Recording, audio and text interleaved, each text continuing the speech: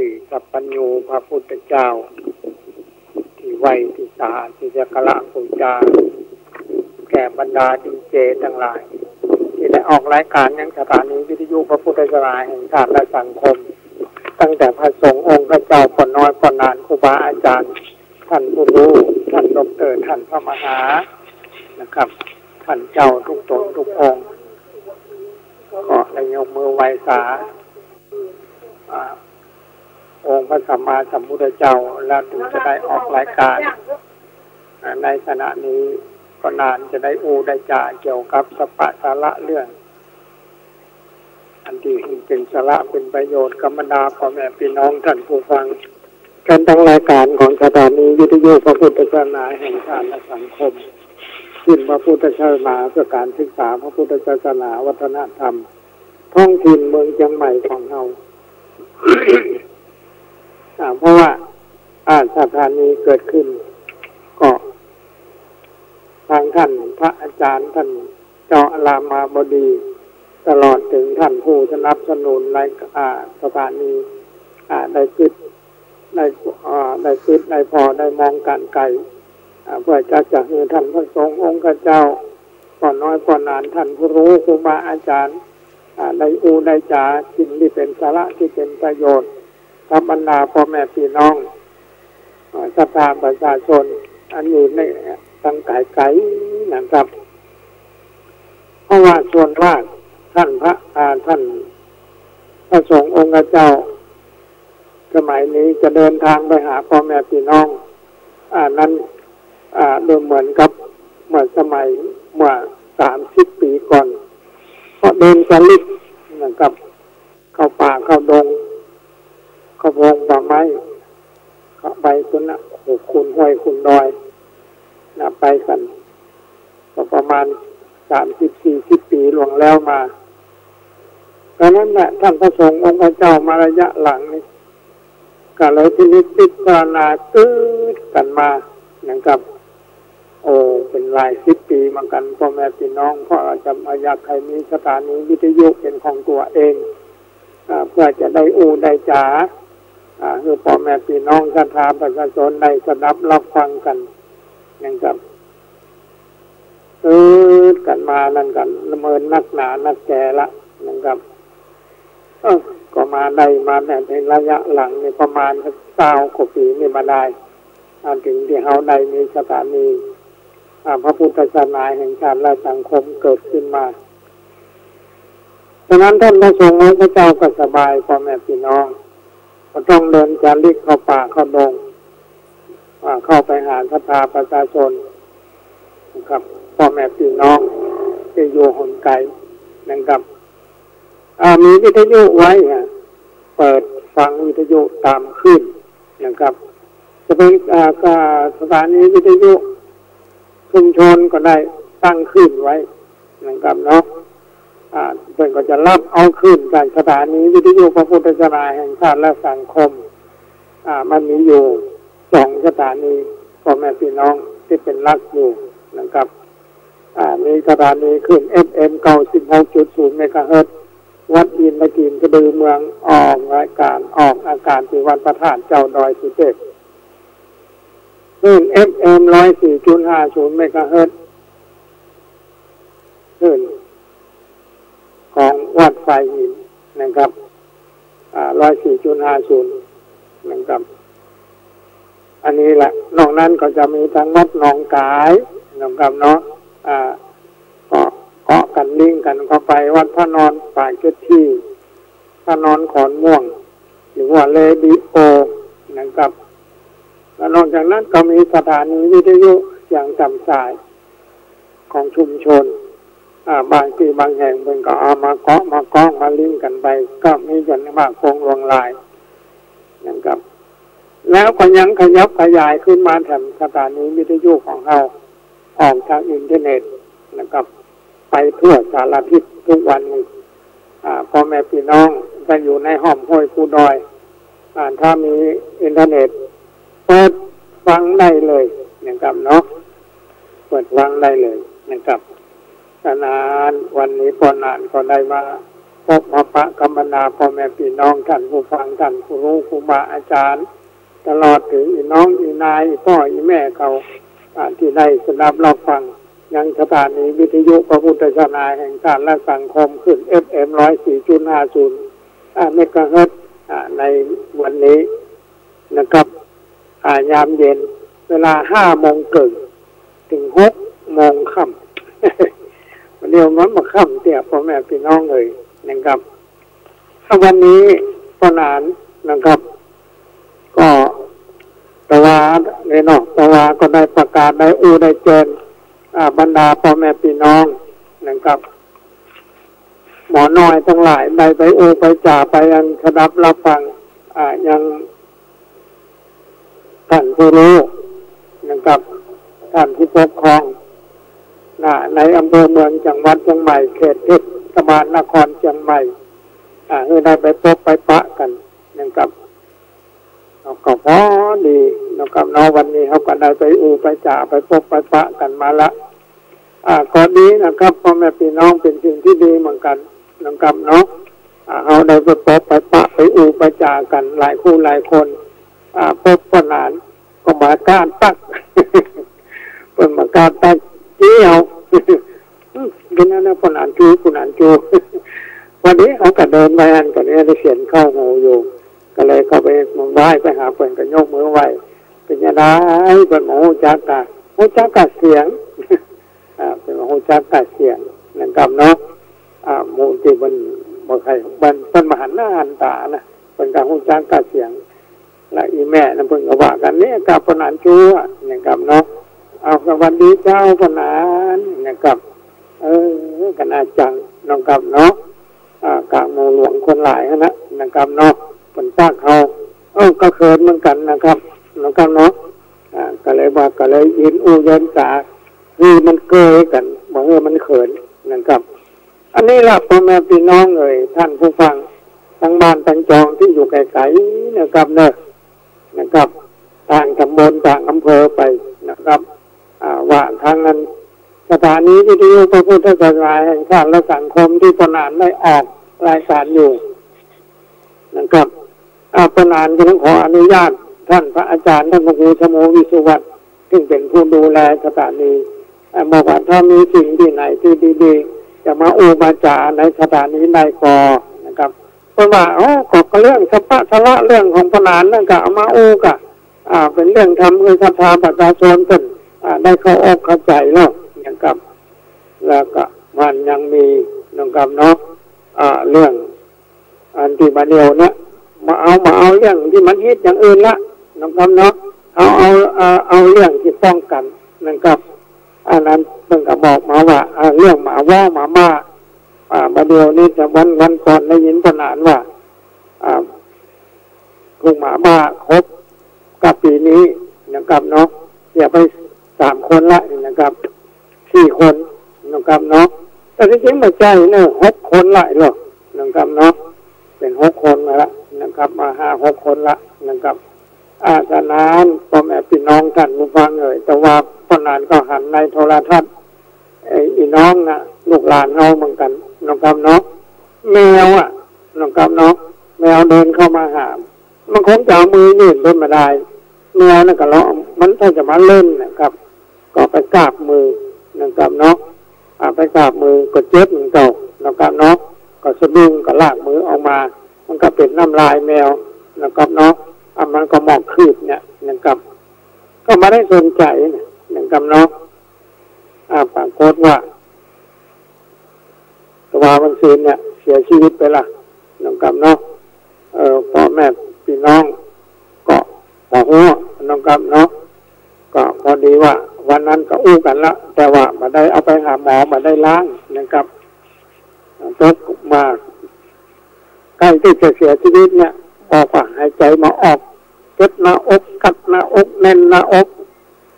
นี่ครับก็เอาไปซื้อยาหมอตีมาให้กินนะครับก็นอนรับได้พอดีใกล้แจ้งมาถึงนะครับก็ห้องแม่ละหายใจมาออกนะครับแน่นหน้าอกหมอก็พ่อแม่พี่น้องก็เอาเข้าโรงพยาบาลนะครับ ไปถึงก็ไปตรวจไปอย่างนะครับเนาะก็ไปช่วยกันเข้าห้องฉุกเฉินมันก็พิจารณาได้ละครับนะครับเสียไปละนะครับอันนี้แหละพ่อแม่พี่น้องท่านผู้ฟังกันทางรายการของสถานีวิทยุขึ้น FM 104.50 เมกะเฮิรตซ์วัดไผ่หินฟังแล้วก็ช่วยกันนะครับเนี่ยช่วยกันกระจายไปหน่อยหนึ่งนะครับคุณหมอน้อยทั้งหลายอสม.ถ้าอยู่ต่างอำเภอนะครับถ้าได้ยินก็ออกเสียงตามสายคำหนึ่งนะครับเนาะเอิ้นไประมัดระวังลูกเล็กๆแดงหรือว่าคนใหญ่แมวที่เขาเลี้ยงไว้จะเป็นละอ่อนได้เล่นมันระยะเนี่ยมันฮ้อนนะครับเนาะหมาก็เหมือนกันนะครับเนาะถ้าหากว่าเอาไปเล่นมันทั้งแบบมันก็อารมณ์ดีมันก็ง่างใส่นะครับแล้วอีกประการสำคัญหนึ่งนะครับที่ไหนยังไม่ได้ฉีดยาเนี่ยนอกมากันมาว่าหมาว่านะครับนั่นนะเอาไปฉีดวัคซีนนะครับเนอะถึงแมวถึงหมานั่นนะครับหนูมันต้องเอาไปตุ๊กโตมต้องเอาไปเอาการเลี้ยงของเขานะไปนะครับเนาะฉะนั้นงัวควายก็เหมือนกันนะครับเดี๋ยวนี้เป็นขี้ทั้งหมดเนี่ยถึงงัวถึงควายพ่อแม่พี่น้องเลยขี้ทั้งหมดนะครับเฉพาะหมาที่มันมีเจ้าของถึงวันนี้ไปคนฉีดยานะครับประมาณ2 ล้านตัวละนะครับเนาะครับพ่อแม่พี่น้องท่านผู้ฟังวันนี้เข้ารายการนะครับว่าเขาได้ไปประชุมไปฟังนะครับการที่ทางนั้นท่านนายกนะครับนครเชียงใหม่นะครับได้มามาจ่ายเกี่ยวกับหลายเรื่องหลายราวนะครับเนาะเทศบาลนครเชียงใหม่ก็มีท่านนายกนะครับท่านทนายบูรณุปกรณ์นะครับนำสำนักงานสาธารณสุขและสิ่งแวดล้อมนะครับฝ่ายป้องกันและควบคุมโรคหลายอย่างครับโรคติดต่อนะครับหลายอย่างนะครับมาจ่าพ่อแม่พี่น้องได้จะรับฟังศาสตรานี่ปนานก็ได้เรื่องหลายเรื่องเหมือนกันนะครับเนาะเรื่องเบาหวานแล้วก็มันติดนี่เป็นไว้เรื่องมาโรคมาเฮงนะครับวันนี้ก็ไปได้จะรับฟังนะครับเนาะทางสาธารณสุขเป็นใดมาจ่ามาบอกมากล่าวนะครับพร้อมในรับแจกนะครับน้องแผ่นพับนะครับนะครับเป็นบอกเรื่องเกี่ยวกับโรคนะครับนานาต่างๆครับวันนี้ก็ได้เวลานะครับเนาะ15 นาทีแล้วพ่อแม่พี่น้องเหลือทำ14 นาที เวลาจะหมดละก็ขอเอาเรื่องมะเร็งคือทำคำทั่วตบามีคนถามซิดนี้เป็นอยู่นะครับโรคมะเร็งนะครับคือกลุ่มโรคที่เกิดจากเซลล์ในร่างกายของเราผิดปกติเจริญเติบโตเพิ่มจำนวนและขนาดนะครับเนาะโดยร่างกายนะครับมาสามารถนะครับเนาะมาสามารถนะครับที่จะควบคุมได้เชื้อมะเร็งสามารถเจริญเติบโตนะครับลุกลามไปยังอวัยวะใกล้เคียงและแพร่กระจายไปยังอวัยวะอื่นๆในร่างกายของเขาได้นะครับฉะนั้นสาเหตุนะครับเนาะสาเหตุของโรคมะเร็งนะครับมันก็เกิดกับตัวคนเราเนี่ยพ่อแม่พี่น้องท่านผู้ฟังกันทางรายการมันเกิดกับตัวเราเนี่ยจะทำนะครับเนาะเกิดจากปัจจัยในร่างกายเช่นการนะครับถ่ายนะครับเนาะถ่ายมันถ่ายทอดทางพันธุกรรมก็ได้นะครับสวัสดิ์ติดต่อกันจากพ่อจากแม่นะครับถ้าอีพ่อเป็นอีแม่เป็นอันที่เขาจะหันอยู่นั่นนะมะเร็งนี่บางครั้งมันเกิดที่คือเอาหันเพราะว่ามันจะเกิดติดกับลำคอ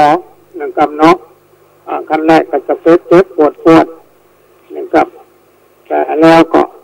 มันหูสึกเจ็บปวดมาก็ไปซื้อยาหมอสีนะมากินแค่ปวดแย่แค่อย่างน่ะกระสายเส้นนะครับเนาะอันนี้มากินมันก็ทุเลาพ่อแม่พี่น้องมันก็ทุเลานะครับเนาะอันนี้มันเกิดกรรมพันธุ์ติดมามันก็ทุเลากินได้ก็ทุเลานะครับเนาะเพราะนั้นถ้าหากเขาเป็นอย่างนั้นเขาจะต้องไปหาแพทย์ไปหาหมอที่โรงพยาบาลอันนี้หมู่เราใครไปกันพ่อแม่พี่น้องเลยไปกินยาแก้เจ็บแก้ปวดหมดเนี่ยบรรเทาไปเป็นวันเป็นเดือนเป็นปีนะครับไปอย่างนั้นนะครับเนาะได้ความอดทนนะครับที่หาเงินมานะครับเนาะบางคนนี่ปวดท้องมีเงินเป็นหลายล้านนะครับการที่จะไปหาหมอครั้งแรกหัวนะครับเนาะหัวเงินหมดเงินเชียงอันนี้แหละพ่อแม่พี่น้องท่านผู้ฟังเลยก็นานหันมานักหนาจารีนะครับคนใกล้ตัวของพนานก็เหมือนกันคนใกล้บ้านของพนานก็เหมือนกันนะครับเพิ่นยังเป็นครูบาอาจารย์เพิ่นยังเป็นเศรษฐีมีเงินเจ็บเป็นหยังนะครับที่จะไปหาหมอหานายแพทย์มาเอากันนะครับ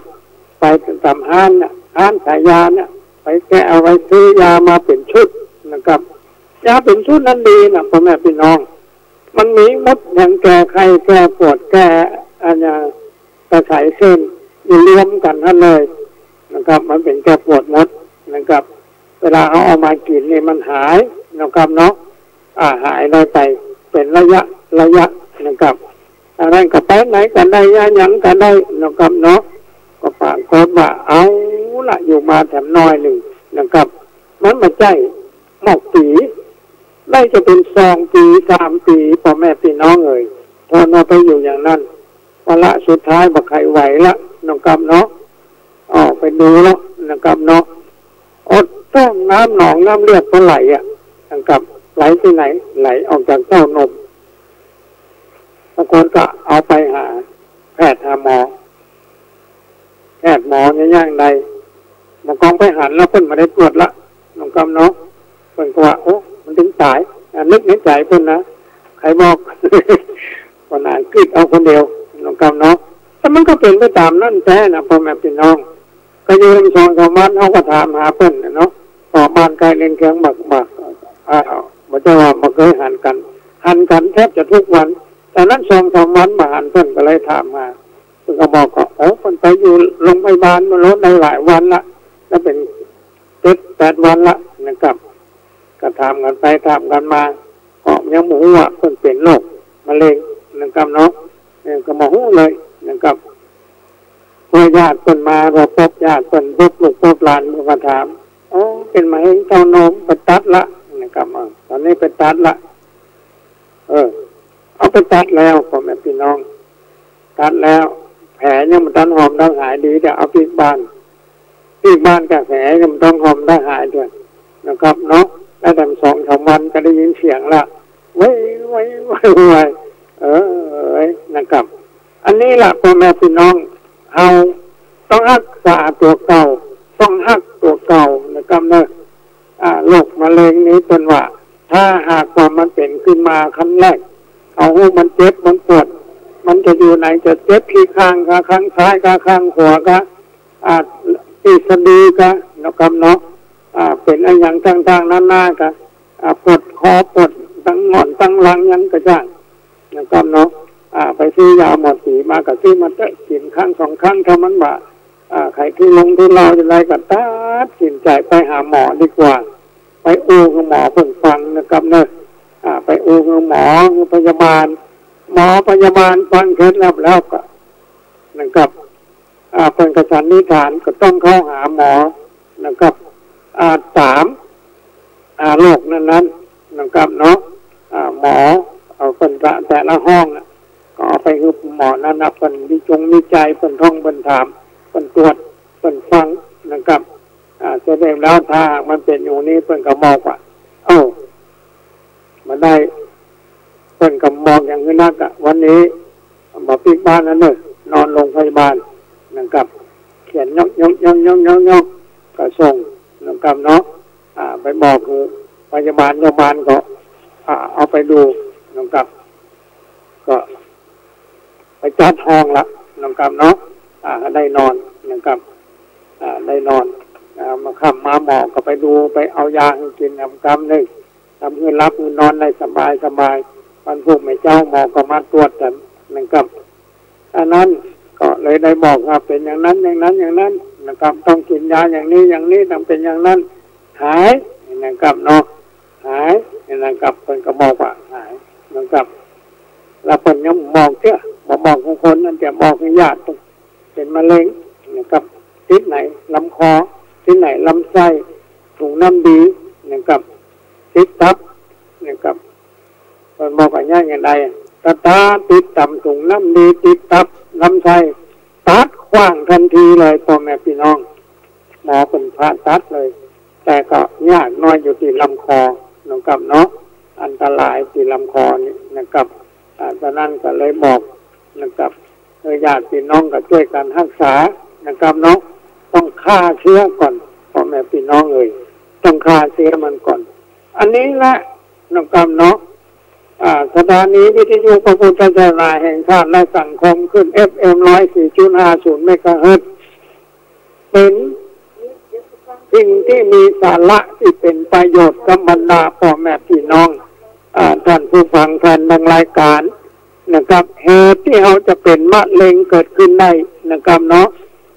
คุณหมอนายแพทย์ท่านบอกเกี่ยวกับอาหารการกินที่เขากินเข้าไปนะครับก็เหมือนที่คนข้างบ้านหรือว่าคนใกล้ตัวพนานเนี่ยนะครับเป็นชอบนะครับเนาะก็กินเนื้อวัวเนื้อควายมกย่างปิ้งนะครับเนื้อวัวนี่นะปิ้ง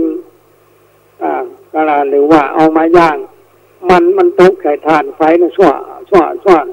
มันหอมคนว่าแต่พนานมันได้ยังไงนะครับแม่บ้านของปนานเนี่ยเป็นชอบกินนะครับบอกว่าเป็นจะมาตื้อขั้นกับหัวนกกำเนาะ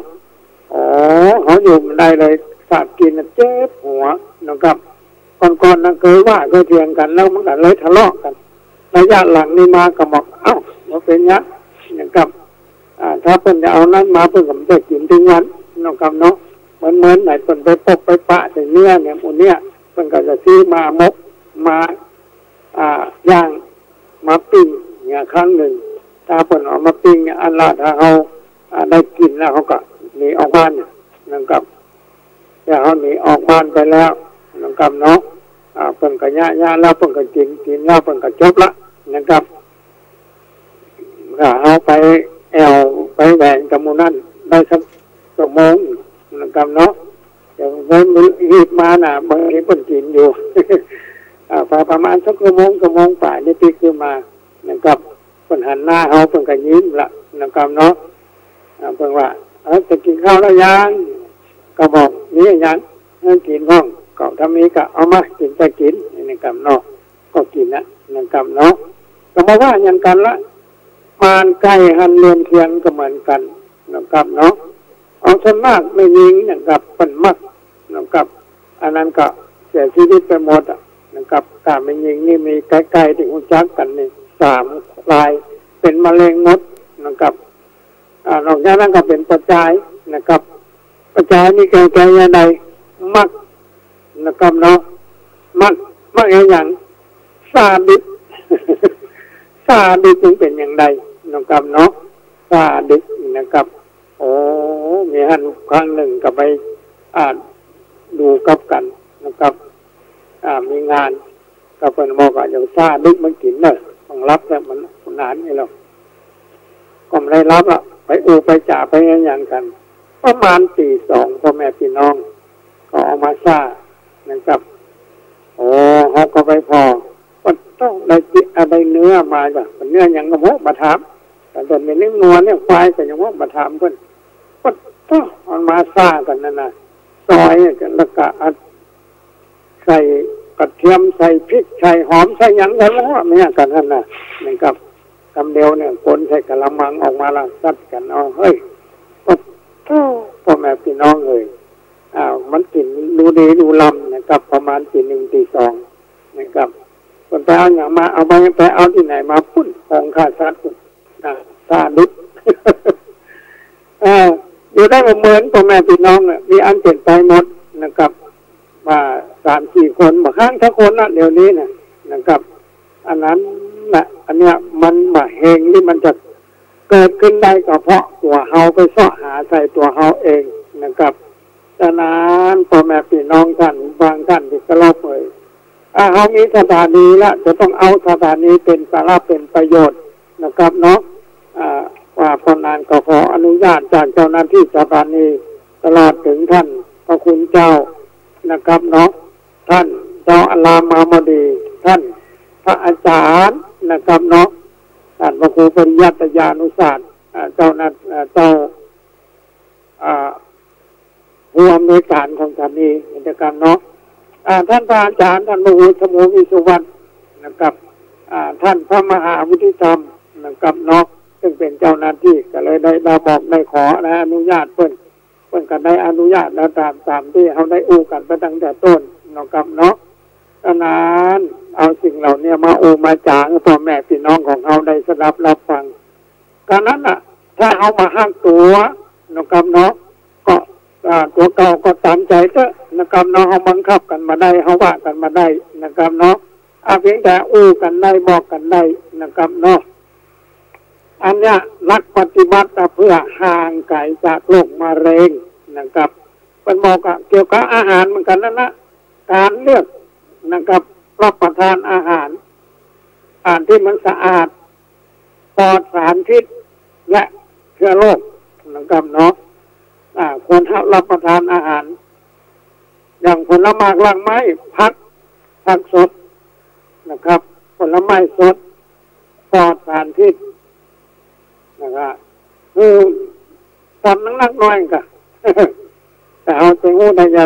สารพิษแต่ที่เขาเพิ่นเอามาขายเขาก็โมโหนกกำเนาะ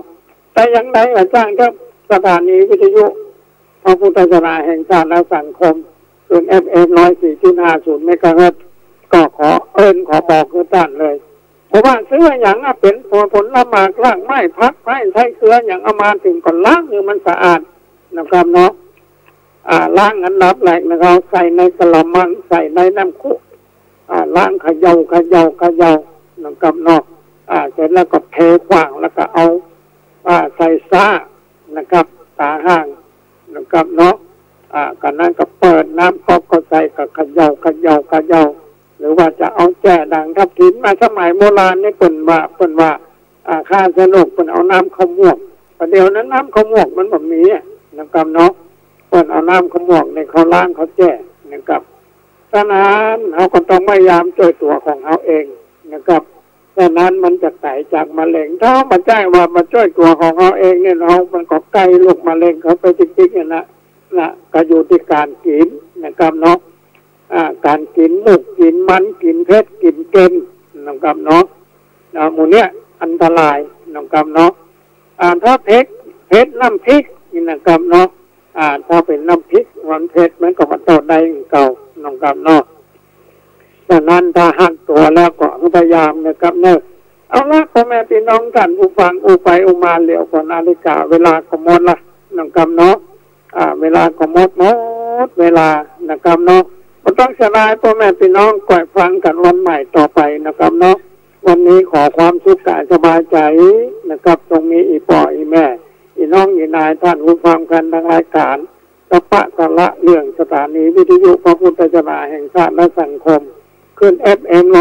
104.50 เมกะเฮิรตซ์วัดไผ่หินขอท่านมีความปลอดภัยจากโรคภัยไข้เจ็บอยู่เย็นเป็นสุขถ้าเป็น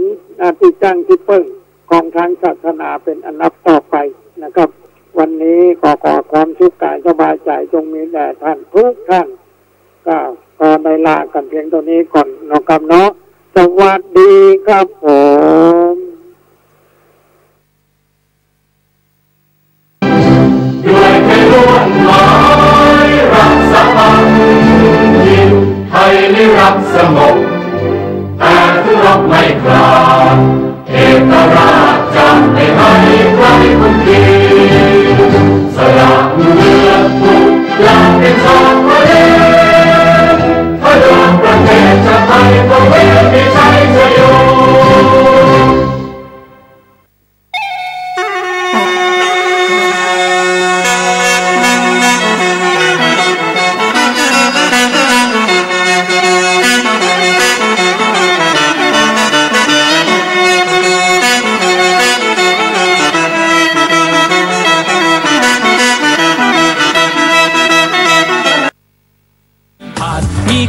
เท่านั้นแกล้วกล้าเสมอ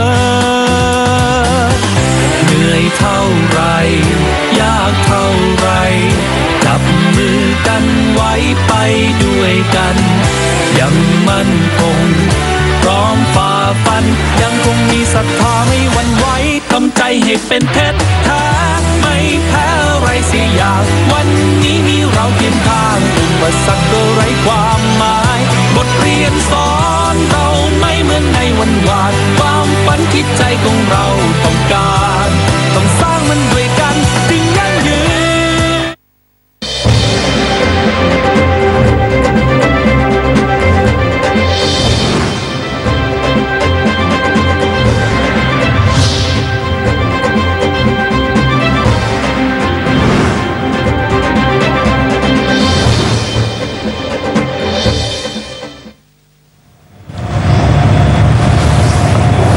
สวัสดีค่ะสวัสดีครับท่านผู้ชมและท่านผู้ฟังทุกท่านครับค่ะพบกันในรายการเดินหน้าประเทศไทยมติครม.ฉบับประชาชนนะคะวันนี้เราพบกันในวันอังคารที่20มีนาคม2561ค่ะทุกเย็นวันอังคารนะครับเรามีนัดกันทุกช่องทุกสถานีนะครับที่จะมารับรู้รับทราบข้อมูลว่าคณะรัฐมนตรีมีมติอย่างไรกันบ้างในสัปดาห์นี้ครับก่อนที่จะไปถึงมติครม.นะคะขอเล่ากันสักนิดนึงค่ะเสาร์อาทิตย์ที่ผ่านมาเป็นวันหยุดใช่ไหมคะแต่ว่าท่านนายกรัฐมนตรีของเราไม่หยุดค่ะคุณผู้ชมคะเดินทางไปประชุมสุดยอดอาเซียนออสเตรเลียค่ะก็ได้พบผู้นำอาเซียนทุกๆประเทศเลยทีเดียวนะคะที่สำคัญก็คือว่าท่านนายกของเราเนี่ยนะคะได้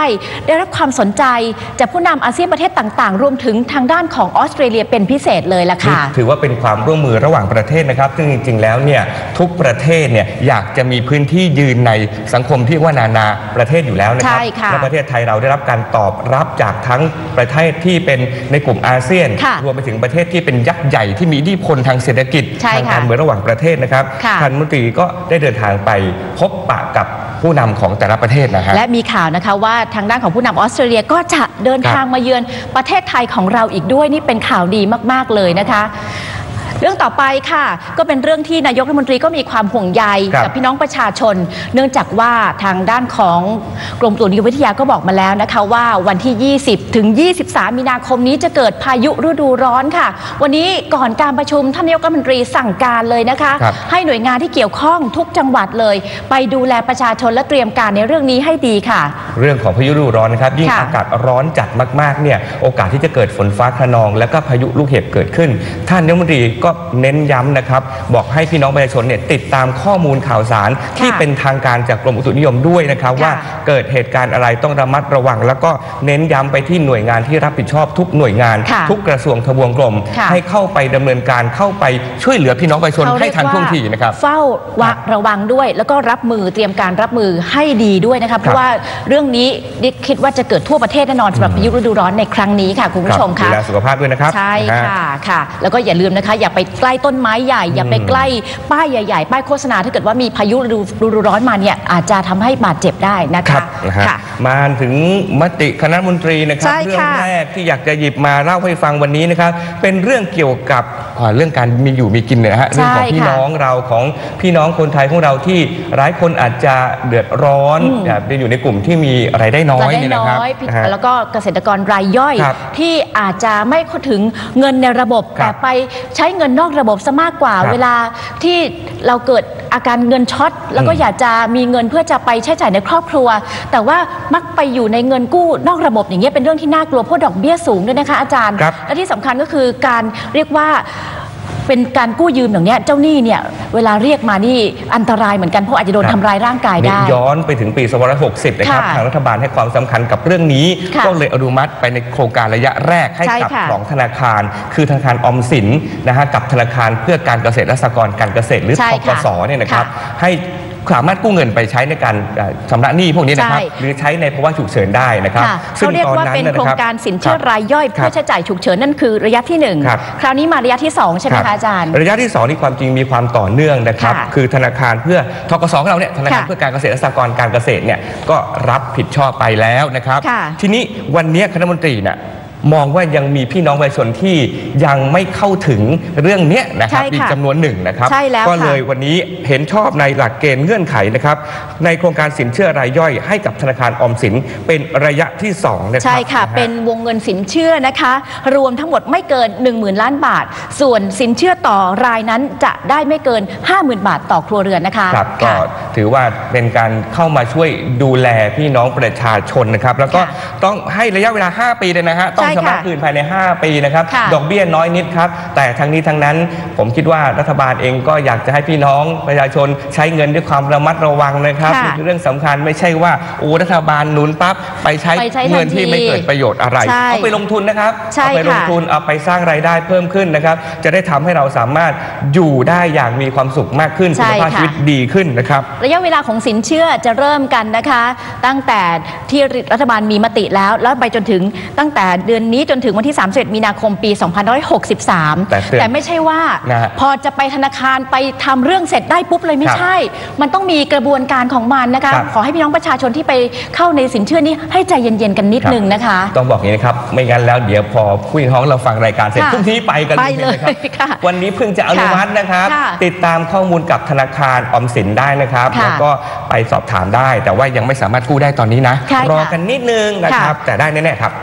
เอาละเรื่องแรกผ่านไปเรื่องที่2ก็ห่วงใยพี่น้องประชาชนผู้มีรายได้น้อยเช่นเดียวกันนะคะในช่วงที่ผ่านมาหลายคนหรือพี่น้องประชาชนที่เข้าโครงการผู้มีรายได้น้อยแล้วก็มีสิทธิประโยชน์ในการใช้บัตรสวัสดิการแห่งรัฐก็คงจะได้ใช้บัตรในการจับจ่ายซื้อของไปแล้วเพราะว่าจริงๆแล้วเนี่ยนะคะการให้เงินสดเนี่ยมีความเสี่ยงหน้าจานเพราะว่าเดี๋ยวเกิดเบิกไปไม่ได้ใช้จ่ายจริงๆไปทำอย่างอื่นที่มันดูแล้วไม่เป็นความจำเป็นของครอบครัวก็ลำบากเพราะฉะนั้นการให้บัตรสวัสดิการแห่งรัฐเนี่ยเพื่อให้พี่น้องประชาชนได้ใช้เงินในบัตรสวัสดิการนั้นอย่างคุ้มค่าแล้วก็ใช้จ่ายในการดำรงชีวิตจริงๆแต่อาจจะเกิดปัญหาบ้างเล็กน้อยนะครับสำหรับบัตรสวัสดิการแห่งรัฐที่ต้องใช้เครื่องรูดบัตรแล้วมีคนบอกว่าไปปั๊บเนี่ยบางที่นะต้องไปรอการรูดบัตรนานเหลือเกินบางที่เครื่องรูดบัตรไม่เพียงพอนะครับวันนี้รัฐบาลก็ให้ความสำคัญกับเรื่องนี้นะครับก็เลยมีการจัดสรรเรื่องงบประมาณลงไป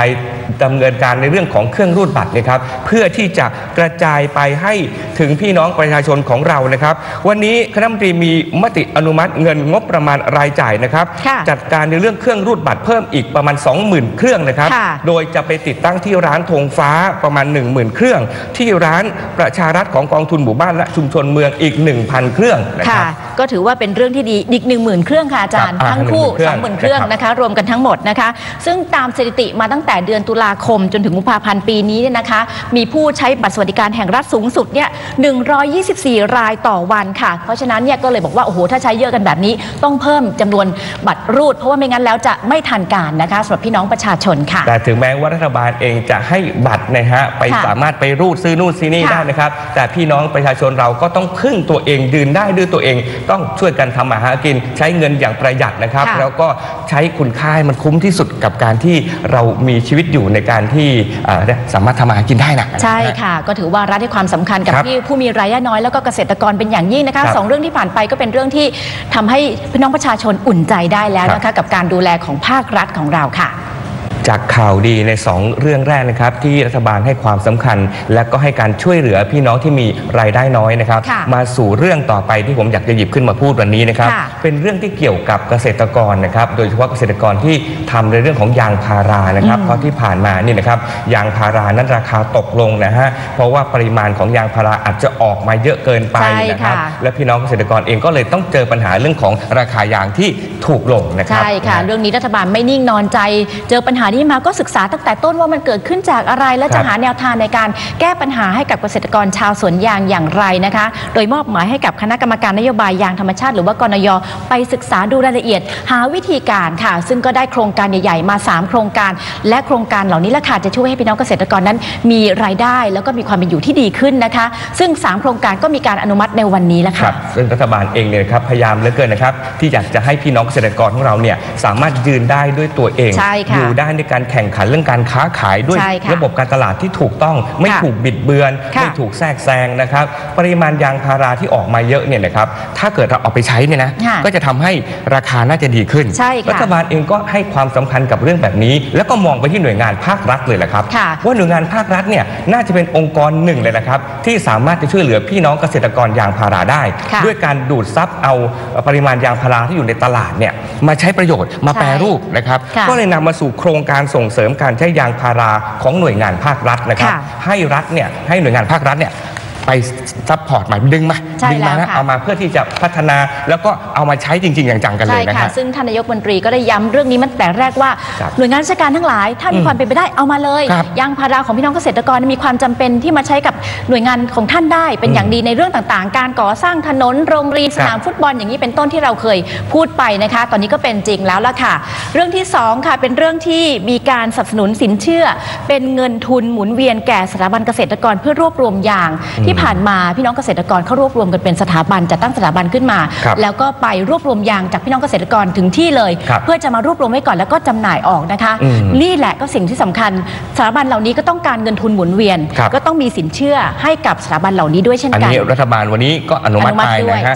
สำหรับในโครงการที่3ที่เข้ามาช่วยเหลือพี่น้องเกษตรกรยางพารานะครับก็คือสินเชื่อเพื่อเงินทุนหมุนเวียนแก่ผู้ประกอบกิจการยางหรือว่ายางแห้งเนี่ยนะครับก็คือเมื่อซื้อยางมาแล้วเนี่ยน้ำยางสดแล้วเนี่ยมาแปรรูปเป็นน้ำยางแห้งนะหรือเป็นยางแห้งเนี่ยนะครับก็ต้องใช้เงินหมุนเวียนอยู่แล้วนะฮะรัฐบาลก็เลยอนุมัติวงเงินเข้าไปช่วยเหลือตรงนี้แหละครับเพื่อให้ทุกอย่างขับเคลื่อนไปตั้งแต่ต้นทางกลางทางแล้วก็ปลายทางนะครับจะได้แก้ไขได้ทั้งระบบครับและเชื่อว่า3มาตรการนี้จะช่วยฟื้นฟูพี่น้องเกษตรกรชาวสวนยางให้มีความเป็นอยู่ที่ดีขึ้นแล้วก็มีเงินในครอบครัวมากขึ้นนี่คือความตั้งใจของรัฐบาลที่อยากช่วยพี่น้องเกษตรกรชาวสวนยางจริงๆนะคะเป็นข่าวดีสำหรับพี่น้องเกษตรกรชาวสวนยางนะครับให้กำลังใจนะครับสำหรับพี่น้องเกษตรกรชาวสวนยางนะครับท่านเจอปัญหาในเรื่องของราคายางที่ตกต่ำวันนี้รัฐบาลช่วยท่านแล้วนะครับรัฐบาลยืนอยู่ข้างท่านครับ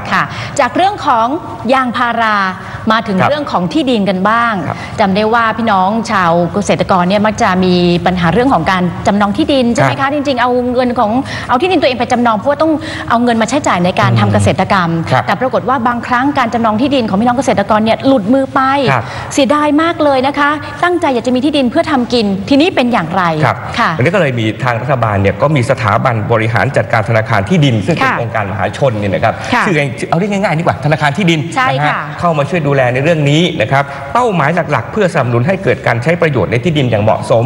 เพื่อสนับสนุนการเงินแก่การปฏิรูปที่ดินเพื่อเกษตรกรรมนะครับนี่คือหน้าที่หลักๆเลยนะครับและจากสถาบันนี่แหละครับที่ผ่านมาเนี่ยนะครับสามารถช่วยเหลือพี่น้องประชาชนที่มีปัญหาเรื่องของที่ดินที่อาจจะถูกยึดไปเอาไปจำนองแล้วจะถูกยึดจะถูกขายทอดตลาดเนี่ยนะครับที่ผ่านมาช่วยไปได้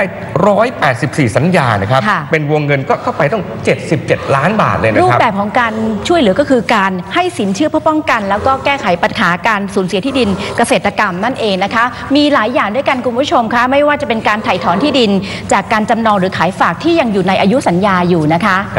แล้วก็ยังมีเรื่องของการชำระหนี้ตามสัญญากู้ยืมที่มีการกู้ยืมนำโฉนดที่ดินม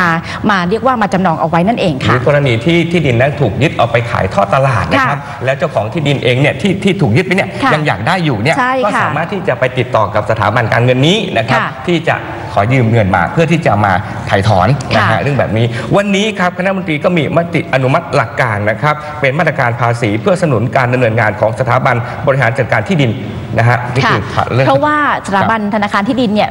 ช่วยเหลือเกษตรกรในเรื่องของการช่วยให้เกษตรกรมีที่ดินได้ทำกินได้ช่วยจากการที่ที่ดินจะถูกยึดกลับมาให้กับพี่น้องเกษตรกรเพราะฉะนั้นการทำธุรกรรมเหล่านี้เนี่ยเป็นสิ่งสำคัญเพราะฉะนั้นเรื่องของการที่ต้องมาเสียภาษีมันเป็นเรื่องที่ต้องรับภาระก็เป็นการยกเว้นภาษีให้กับสถาบันธนาคารที่ดินอย่างที่เราพูดไปนะคะอาจารย์นะครับก็เป็นมาตรการภาษีเพื่อสนับสนุนการดำเนินงานของสถาบันบริหารจัดการที่ดินองค์การมหาชนนั่นหมายความว่าตัวสถาบันบริหารจัดการที่ดินเนี่ยนะครับได้รับการยกเว้นภาษีเพราะว่ามาช่วยเหลือพี่น้องประชาชนของเราซึ่งประโยชน์สูงสุดแน่นอนครับพี่น้องประชาชนของเราได้เลยครับใช่แล้วค่ะจะได้มีที่ดินอยู่กับตัวเองนะครับไม่หลุดไปในมือคนอื่นนะครับแต่ทั้งนี้ทั้งนั้นก็อย่า เรื่องนะประมาทเลินเล่อจนใช้เงินจนกระทั่งก่อหนี้ก่อสินนะ ใช่ค่ะคือเขาต้องดูด้วยนะว่าความประพฤติในเรื่องของการใช้ที่ดินไปจำนองเนี่ยมันเป็นสาเหตุที่จำเป็นหรือเปล่าต้องดูเหตุเหล่านี้ถ้าเกิดพี่น้องมีความจำเป็นจริงๆทางสถาบันธนาคารที่ดินก็จะช่วยเหลือนะคะอันนี้ก็ไม่ต้องห่วงค่ะเพราะว่าทุกอย่างทุกสิ่งไม่ว่าจะเป็นเรื่องของเกษตรเรื่องของที่ดินยางพารารัฐบาลเราดูแลเต็มที่เลยค่ะมาถึงมติครม.เรื่องนี้ครับเป็นเรื่องเกี่ยวกับผู้ต้องขังนะฮะก่อนจะถึงเรื่องนี้ต้องเท้าความนิดนึงครับว่าจริงๆในสังคมเนี่ยมีทั้งคนดีและคนไม่ดีเมื่อมีคนทำผิดเนี่ยก็ต้องลงโทษทีนี้ลงโทษก็มีหลายระดับความลงโทษนะมีแต่จำคุกตลอดชีวิตไปจนถึงเรื่องของการปรับการคุมประพฤติเรื่องหนึ่งในนั้นคือเรื่องการคุมประพฤติครับที่คุมประพฤติเนี่ยต้องใช้เจ้าหน้าที่ดูแลทีนี้รัฐบาลชุดนี้ครับมาถึงตรงนี้แล้ววันนี้แล้วเนี่ยครับนะฮะเรื่องของเทคโนโลยีมันไปไกลแล้วนะสามารถที่จะมีอุปกรณ์นะครับในการที่จะมาติดตามตัวไม่ใช่โทรศัพท์มือถือนะอันนี้เป็นอุปกรณ์เนี่ยที่เป็นอิเล็กทรอนิกส์ควบคุมเลยนะเอามาติดไว้ในตัวของผู้ที่ถูกคุมประพฤติเขาใช้ที่ขาใช่ค่ะเขาเรียกว่าเป็นอิเล็กทรอนิกส์เครื่องมืออิเล็กทรอนิกส์ที่มีระบบพร้อมติดตามตัวเลยก็คือบรรดาผู้ที่อยู่ในระยะคุมประพฤติแล้วเนี่ยก็เราจะต้องให้โอกาสเขาในการมาใช้ชีวิตในสังคมได้เรียกว่าเกือบปกติแล้วแต่จะทำอย่างไรให้ยังมีการควบคุมไม่ให้ไปกระทำผิดอีกเพราะฉะนั้นเครื่องมือที่เป็นเครื่องติดตามตัวเนี่ยจะช่วยได้เป็นอย่างดีเลยนะคะซึ่ง